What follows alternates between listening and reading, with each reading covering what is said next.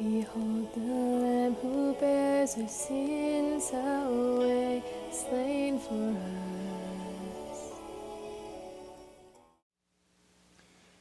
Greetings on this Tuesday.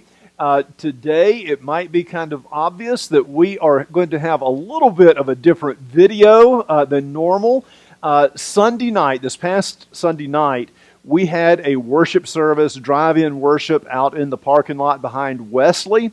And there we had elements for communion that we blessed, and people took those home with them to be able to celebrate the sacrament of Holy Communion.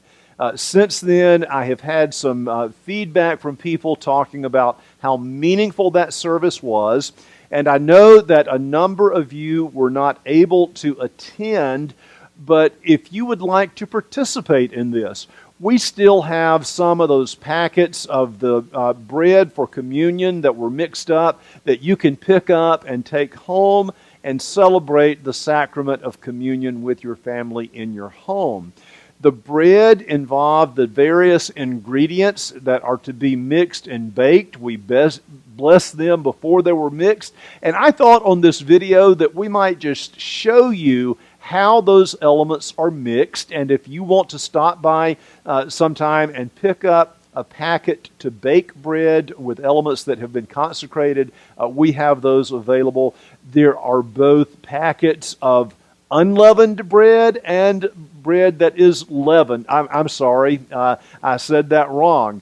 Bread that is both gluten-free and bread that does have gluten in it, whichever you need. Those were packaged in totally separate buildings, so there should not be any danger of the gluten getting cross-contaminated with the gluten-free. If you stop by, you will pick up a packet that has a bag like this. And inside the bag, there are things that have been prepackaged. And just to take these out and show you what we have and how they are mixed together, there are some dry ingredients that are all in these Ziploc bags. The big one is flour. This is whole wheat flour. This is not the gluten-free, but there are some that have gluten-free flour in them. And so what I'm going to do is this pre-measured, I'm going to take the flour and just dump it all out into the bowl. And then after it's been placed in the bowl, there is one other thing I'm going to do. I'm going to take just a slight pinch of the flour and sprinkle on this cutting board that I have here, and that'll help to keep the dough from sticking. And the same thing, I have a cookie sheet here that we'll bake this on, and just a little bit of the flour will keep the bread from sticking. So I added the flour, and then another ingredient that goes in is salt, and each of these bags are labeled. I don't know how important it is that you know what the ingredients are. And then there is a little bit of baking powder, a type of leaven. And I'm going to add those three dry measures together and then just mix them up in the bowl. And on our website for this video, there's going to be some questions to guide you if you want to look at them, and also a scripture verse for each of the ingredients with the whole wheat flour, which is the basic ingredient of bread. We have that verse where Jesus said, "I am the bread of life. Those who come to me will never be hungry, and those who believe in me will never thirst." And so we have a question there. What are some of the things people hunger and thirst for in their lives? And then we also added some salt in there, and there is a verse where Jesus said, "I am the salt of the earth." There is a question that pertains to what it means for us to be the salt of the earth. And then with the leaven, the baking powder, Jesus said a little leaven leavens the whole loaf. And the baking powder is to permeate the entire dough, all of it. And we think the question there helps us to think about, are there areas of our lives that we try to withhold from God and don't allow God's love and grace to permeate every aspect of our lives? Is there some area that we try to hold back from God? So that is the dry measures that go into the bread. And then there's also some liquid measures that go in. One of those is milk, and again, this is just a pre-measured amount that we have together. And there is also some honey that goes into the bread. And as we add the milk and the honey, there is a verse in the Bible, in the Old Testament, where God promised to lead the people of Israel from bondage to a land flowing with milk and honey. And there is a question that helps us to focus about what does it mean to focus on God's promises of deliverance for us, and are there areas of our life where we need deliverance today? And then one of the other ingredients that goes into the bread is some olive oil. Olive oil in the Bible had multiple uses to anoint leaders and also used in healing. But there is a verse from Psalm that connects all with the being anointed with joy and gladness. And so we want to think, and there's a question related to this that asks us, what is it that is bringing us a sense of joy in our lives today? And there is one final ingredient that goes into the bread, liquid measure, and that is water. And I'm going to hold off on the water just for a moment, and I'm going to mix all these other ingredients, the dry measure and the liquid measure together. And then I'm going to add the water last. And these were pre-measured, and they should be in the right amount. But I'm only going to add enough water to get the dough, the consistency of holding together and not being real gooey, sticky. And so if it takes all of it, that's fine. And looking at this right now, I believe that the full amount of water is going to be necessary. And so I'm just going to go ahead and add the rest of that to the dough. And this should be adequate to get our dough the consistency that we need to bake the bread. And it takes a couple of minutes just to mix all of this together, and then just to knead it in your hands. If you're doing this at home with your family, it might not even be necessary to wear the gloves like I am now, but I've kind of gotten in the habit of wearing the gloves, and I think that is a good habit to fall into. But you can mix all of these ingredients together, and then you will come up with a little bit of a dough ball that is like what I have here in my hands now. And I'm just going to continue to knead this together with my hands. And what you want is for the dough not to be so gooey that it sticks to your hands or gloves, but it just kind of stays in a nice ball, but enough liquid to it so that the ingredients are holding together. And that is just about a perfect consistency there. And so after you've kneaded all the ingredients together on the cutting board, I'm just going to press this down flat. And I'm going to flatten it out somewhere between 1/4 of an inch to 1/2 an inch is all that it needs.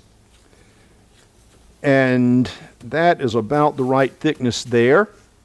And then I'm going to take a glass, the size doesn't matter, a bowl would work, but a glass upside down, and just to push down and to cut out this little round cake of flour. And then as soon as I cut that one out, I'm going to rework the remaining dough, and I'm going to flatten it out, and there will be enough to cut out a second cake of bread from this. And there's a little bit of extra dough there, but not quite enough to make a third cake. And so we have these 2 cakes, and then I'm going to use this pie server. You can use a knife as well. And I'm just going to scar lightly in the top of each of these cakes a symbol of the cross. 2 lines going across that will form the image of the cross. And when this bread bakes, that image of the cross is going to be very prominent, and then it will also give you nice lines to be able to break the bread when you use it for communion. And I'm not going to use this other bit of dough. This is ready to go in the oven now. I have preheated the oven to 400 degrees, and it usually takes about 14 minutes for the bread to bake, to be done. That will vary a little bit depending on the temperature of your oven, so somewhere around 12 minutes. You probably want to check it, and if it looks like it's completely dry and you don't want it to start burning, but somewhere 12 to 15 minutes should be perfect. Usually it's around 14 minutes. So I'm going to put this in the oven and we'll let it bake, and then it will be ready to be used in a communion service.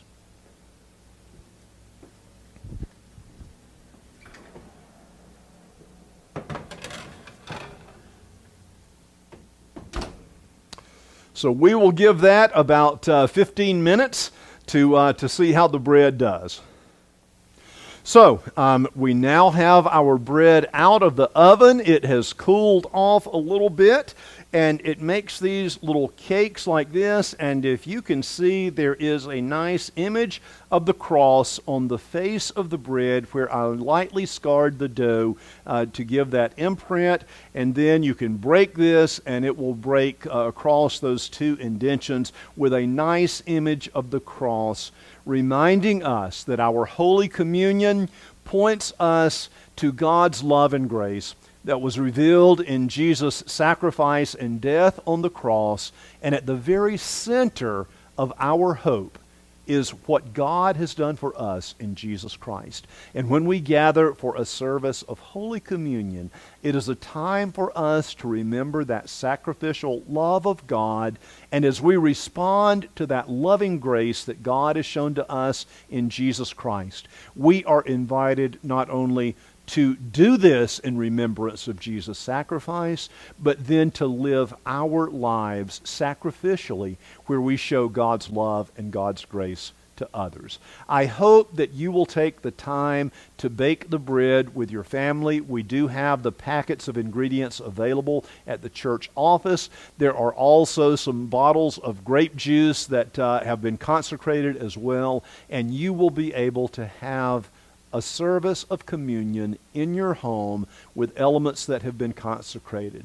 Sunday night, when we gathered for the worship service, focusing on this, I mentioned then that our service of Holy Communion has its roots back in the Jewish Passover meal, and in the Jewish Seder Passover meal, that meal was observed in people's homes. So even though we don't have that community coming together like we normally do in our sanctuary or chapel for communion, we are going back to an older part of our roots and our tradition of sharing a meal in our home.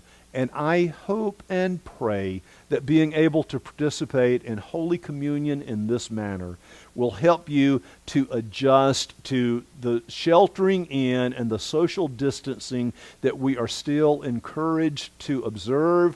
And not only does this give you an opportunity to share in the sacrament of Holy Communion, but if you have children at home, this is a wonderful activity to bake the bread together. And I know a lot of families are looking for things that they can do, and this might be a perfect thing for you to do with your children. Whatever it means to connect in your life, I hope and pray that this sacrament of Holy Communion will remind you of God's love and grace, and be a reminder that God's grace is sufficient for every need that we encounter in our lives, including all of the needs associated with COVID-19 and social distancing. If you have questions about any part of this service, by all means call, and we'll be able to get messages from the church office. And I pray that this will be a meaningful time for you. God bless you, and God keep you safe in these days. Amen. So we share in this bread of life, and we drink of His sacrifice.